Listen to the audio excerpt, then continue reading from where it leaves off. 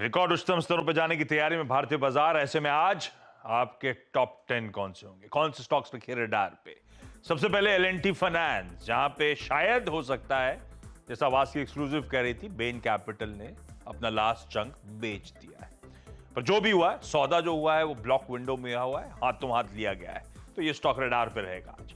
शोभा limited की कल board meet का आउटकम आ गया है। राइट्स इशू के जरिए अप टू 2000 करोड़ रुपए जुटाने की मंजूरी। बाकी कॉन्टोर्स एक्सप्लेन है इस ग्राफिक्स में।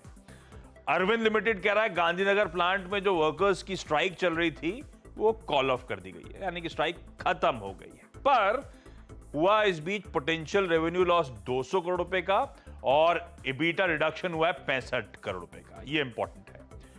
वर्लपूल कह रहा है HUL के साथ जॉइंट मार्केटिंग एग्रीमेंट करा है। इनिशियली 3 साल के पीरियड के लिए ये एग्रीमेंट हुआ है दोनों के बीच।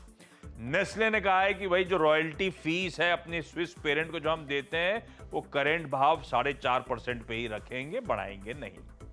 2 लार्ज ट्रेड्स हुए थे कल, दोनों का अपडेट स्क्रीन पर आएगा। Zaggle prepaid, ICICI prudential mutual fund ने 6.5 लाख शेयर्स खरीदे। TCNS क्लोथिंग में कल फिर PE प्लेयर TA एसोसिएट्स ने करीब 6.6 लाख शेयर्स बेचे। डॉक्टर रेड्डीज ने इंजियस फार्मा के साथ एक लाइसेंसिंग एग्रीमेंट किया है। इनके एक इंजेक्शन को ये लोग यूएस में कमर्शियलाइज करेंगे, उसके एक्सक्लूसिव राइट्स इनके पास है। हालांकि इंजेक्शन का जो मार्केट साइज है 51-52 मिलियन डॉलर्स के आसपास है। कुछ बोर्ड मीट्स आज है। वोडाफोन आइडिया अपने वेंडर्स को प्रेफरेंशियल शेयर जारी करने पर विचार करेगा। पूर्वांकरा फंड रेजिंग करना चाहता है, डेट और इक्विटी दोनों विकल्प के थ्रू। और पासनाथ के आज Q4 और फाइनेंशियल ईयर के रिजल्ट्स आएंगे। प्लेट फ्लिप करिए। एडाई के जो यानी कि इंश्योरेंस रेगुलेटर का जो नया प्रपोजल है सरेंडर वैल्यू रूल्स को लेकर, 2 स्टॉक फोकस में रखते हैं। इनके पोर्टफोलियोज को देखकर लगता है इंपैक्ट इन पे ज्यादा आएगा। मैक्स फाइनेंशियल्स और HDFC लाइफ ये तो कह चुके हैं HDFC लाइफ के हमारे मार्जिन्स पे 100 बेसिस पॉइंट्स का VNB पे इंपैक्ट आएगा। और फाइनली सनोफी इंडिया, आज स्पिन ऑफ की एक्स डेट और रिकॉर्ड डेट है। समझिए इसको, ये अपने कंज्यूमर हेल्थ केयर कारोबार को डीमर्ज कर रहे हैं, अलग कर रहे हैं। तो कोई एलिग्रा, कोई कॉम्बीफ्लैम, कोई एविल जैसी दवाओं के जो नाम सुने थे आपने, वो इनके कंज्यूमर पोर्टफोलियो में जा रहे हैं। तो हालांकि अभी तो वो इनकी स्टेप डाउन सब्सिडरी के तौर पे ही नजर आएगा धंधा। ओके आशीष, बहुत बहुत शुक्रिया इन सभी स्टॉक्स को एक बार फिर से स्क्रीन पर रखने के लिए विद प्राइस सेक्शन। और अब एक काम करते हैं, आते हैं रिंग में, क्योंकि 23,480 यानी निफ्टी आज एक और नई ट्रैजेक्टरी पे खुलने की तैयारी करता हुआ।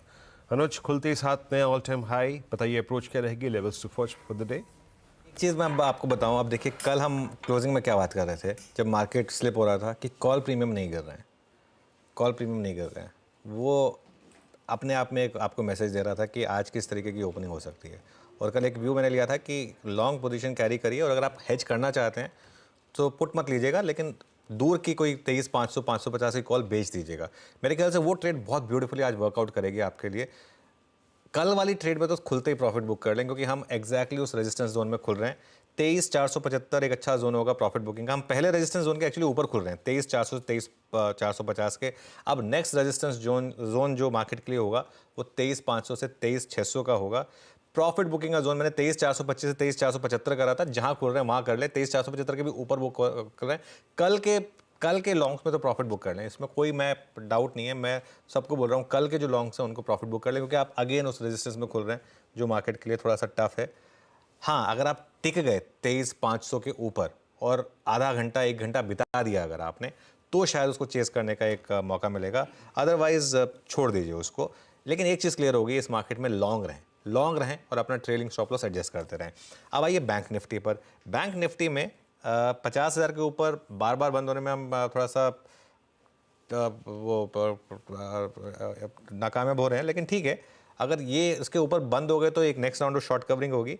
50,150 से 50,250 ये हाल की जो हाई है, ये रेजिस्टेंस है। और 50,400 से 50,500 ये बड़ी रेजिस्टेंस है। मेरे ख्याल से अभी बैंक निफ्टी के ट्रेड को एक छोड़ देते हैं, एक अभी इस ट्रेड पे बात नहीं करते हैं।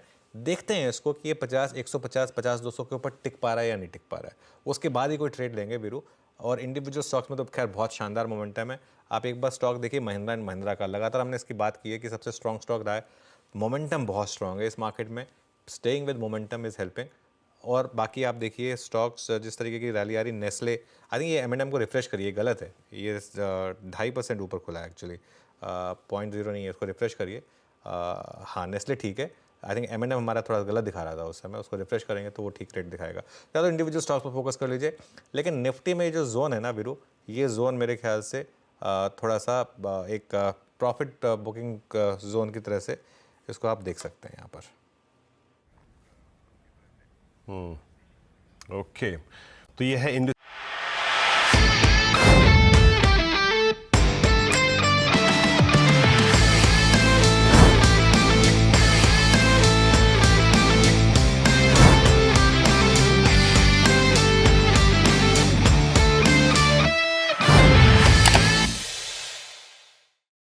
बता दें कि मनी कंट्रोल पर दिए गए विचार एक्सपर्ट्स के अपने निजी विचार होते हैं। वेबसाइट या मैनेजमेंट इसके लिए उत्तरदायी नहीं है। यूजर्स को मनी कंट्रोल की सलाह है कि कोई भी निवेश निर्णय लेने से पहले सर्टिफाइड एक्सपर्ट की सलाह लें।